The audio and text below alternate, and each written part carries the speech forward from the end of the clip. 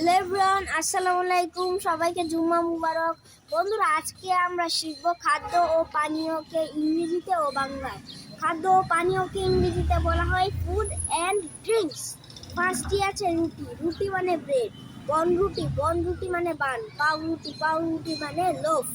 এরপরে আছে জব মানে বার্লে। এরপরে বাটার মানে মাখন। এরপরে বিস্কুট মানে বিস্কুট। এরপরে দই মানে কার্ড। এরপরে বড়া মানে চপ।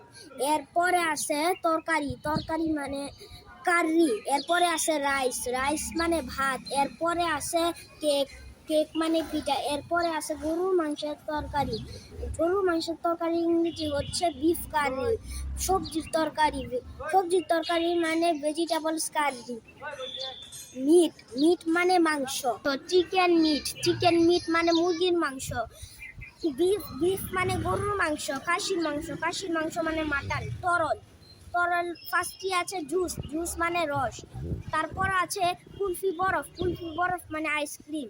এরপরে আছে ঘি মানে ঘি। এরপরে আছে হানি মানে মধু। এরপরে আছে পানি মানে ওয়াটার। এরপরে আছে জেলি মানে চাটনি। এরপরে আছে টি মানে চা।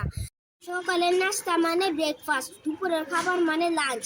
রাতের খাবার মানে ডিনার। খাদ্য ও পানীয়কে ইংরেজিতে বলে ফুড অ্যান্ড ড্রিঙ্কস। তো বন্ধুরা, আজকে এই পর্যন্ত। ভিডিওটা ভালো লাগলে লাইক, শেয়ার এবং সাবস্ক্রাইব করে যাবে।